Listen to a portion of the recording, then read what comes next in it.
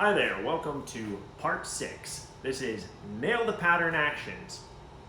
So, part 6, we're going to be talking about what it's like to fly the pattern at Glendale, as that is our home airport with this program.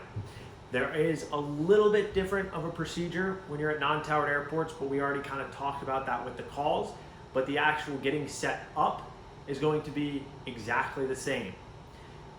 There will be a couple things that could potentially be different depending on the scenario, but we will cover both of them right now.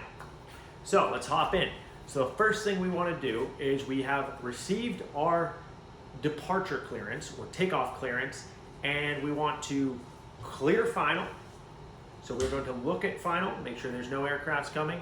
We're going to pull out onto the center line. We are going to use our rudders to get ourselves aligned with center line. That means the longitudinal axis or the fuselage is aligned with the center line. And then we are going to go full power, make sure all of our engine instruments are green. And as that's happening, we're still using the rudders to make sure that we are maintaining center line. And then as the airspeed comes alive, which means you see an airspeed appear, we are then going to be looking for it to get to 50. When you see 50, you're going to start pulling back on the stick. And then this aircraft will slowly lift off. And then as soon as you hit 55, our rotation speed, that is going to be where you're going to want to leave ground effect and then transition to your climb out speed of 73 knots, which is what we use here. Now, if you're flying a standard pattern and you were just told to make right traffic, because it's right traffic on runway 1 here at Glendale, and I wanted to make this oriented with north being up, and so we're going to use runway 1 as our example today. If you are going to be flying that normal pattern, you've already been cleared, what you're going to do is you're going to fly until you are at 500 feet AGL, still maintaining 73 knots. You're going to pull your flaps up. You're going to run through the checklist. It occurs at 500 knots, which is going to be your flaps up. Prior to that, you're just going to maintain runway heading, and then you're going to turn into your crosswind here. Now, your crosswind is still going to be flown at 73 knots because you're still trying to climb up to that pattern altitude. To clarify what AGL means, that means above ground level. So here at Glendale, that is going to be approximately 1,600 feet at Glendale. Yeah, that'll be 1,600 feet at Glendale. And that's when you're going to turn 1,600 feet MSL, so 1,600 feet that you would read off your altimeter. You're going to turn crosswind. Once you're on crosswind, like I said, continue climbing at 73. You're trying to reach pattern altitude of 2,100 here at Glendale. Then you're going to turn downwind, and then you can do that at any time you feel comfortable, as long as there's no aircrafts that you see that are coming in. And you're going to continue that 73 knot climb until you reach traffic pattern altitude. Once you reach traffic pattern altitude, which again is 2,100, you're going to pull back on that power. I like to have it at just behind 90 degrees. So where the throttle is facing the ceiling, you're going to pull it back a little bit further than that. Once you've gotten to altitude, you're maintaining your altitude, you're going to want to try and maintain 75 knots. You're going to do that by either pulling out some power if you're going too fast, or putting in some power if you're going too slow. You just want to maintain 75 knots. You will also, at this point, you can plan to receive your landing clearance. And this is probably where they're going to tell you, if you're the only one in the pattern, 160 Echo Alpha, cleared to land, runway 1. And you're going to say, cleared to land, runway 1. And at this point, if you're flying a normal pattern, there's no one else in it, what you're going to do is as soon as your wings are abeam, these, what we call the captain's bars or 1,000-footers here, you're going to pull your power to idle. You're going to maintain your altitude. If you pull your power out and you maintain altitude, what's going to happen to your airspeed? Well, it's going to fall off. And as that airspeed falls, you're waiting for it to get below 70. As soon as you see it go below 70, you're then going to pull flaps 1. Once you're in flaps 1, you want to pitch for 65. At this point, you probably don't need much power, but it just depends on the day. So you're pitching for 65 and you're continuing your descent. I would just leave power out at this point. As soon as you hit 250 feet below traffic pattern altitude, so if it's 2,100 feet at Glendale is pattern altitude, that means that when you hit 1,000 850, you will then want to turn to your base. This is base. Base, you're still pitching for 65 knots.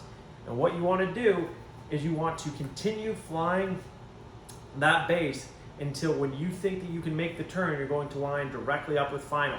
And right before we start that final turn, what we want to do is we want to look to make sure that there's no additional traffic coming in at final that you could potentially create a collision with. As you turn on to final, it is at this point that you will then pull back on the stick a little bit to slow yourself down to around 60 knots.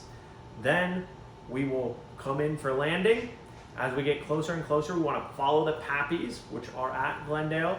It's two white, 2 red is going to be right on glide path. 3 white is going to be slightly above. 4 white is going to be very high above, and vice versa with the reds. 3 red will be slightly below. 4 red will be very much below, but always better to be higher than low because you don't want to run into something on the ground.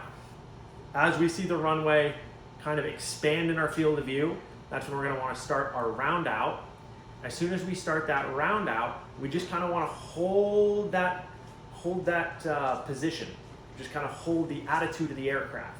And then as we get closer and closer to the ground, you're kind of starting that flare, which is where you start pulling further and further back so that only the 2 main landing gear hit the ground. You don't want all 3 to hit at the same time.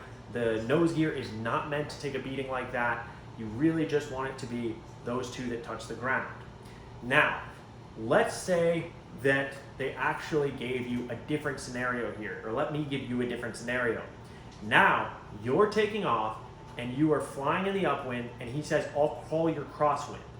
The tower tells you that. Now you don't get to turn at 500 feet AGL. You just continue flying the runway heading until he tells you turn crosswind. So he'll say, Light Sport 160 Echo Alpha, turn crosswind now. And then you will repeat that back. Turn crosswind now, 160 Echo Alpha. And you'll turn that crosswind, and at this point, you want to continue that 73 knot climb. At this point, if you are at traffic pattern altitude, you no longer want to continue that 73 knot climb. You want to slow down to the 75 knots. Your main traffic pattern speed is going to be 75 knots. That's what you're going to fly the entire time you're at traffic pattern altitude. All right, so now we've turned downwind because downwind is still our discretion. And let's say we're coming in for the downwind and he's got someone who's already in the pattern, but they're just slightly in front of us. And so he comes back and he gives us our landing clearance and he says, Light Sport 160 Echo Alpha, number 2, following in that Cessna, cleared to land, runway 1.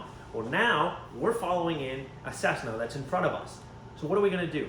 Well, we're not going to start our process to get configured for landing until we see that the Cessna is a beam our wings. So what does that mean for us? That means if we are right here and the Cessna is right here, that would be our wings abeam point. So instead of using wings abeam the 1,000 footers, we're waiting for our wings to be abeam that traffic. And then from there, it's the exact same process repeated. So you pull that power idle, you get to below 70, pull flaps 1, pitch for 65, you're gonna turn in on your base, and then you will just follow the exact same process, still 65 on base, clear the final, turn into final, stay on glide path, an exact same process for the round out and flare. Now, one thing that I didn't mention is he could also give you a scenario where he calls your base. In those scenarios, what I like to do is I like to make sure that I am waiting to get configured until he tells me that I can turn base. Because in our plane, we do have something that's great called air brakes, which allows us to lose some altitude on the way down. One last thing with the pattern that we haven't talked about yet is, let's say that the spacing is off and he wants to slow you down. Doesn't happen much in our plane because we're very, very slow, but let's say he wanted to do that. What the controller can tell you to do is he can tell you to do a left 360, so that just means turn, so you bug your heading real quick. Let's say you're on the downwind, so your downwind heading on a runway 1 would be 190 essentially. It's a little bit off, I know, but let's say 190 for the sake of this. So what you're going to do is you're going to start to turn to the left at a standard rate turn, which is 3 degrees per second, until you get all the way back around to 190, and then you can rejoin the pattern. And that should touch on anything you could possibly run into at the Glendale pattern. We will talk more in person about what to do when you're at the untowered airports. And that concludes knowing the traffic pattern. Thank you.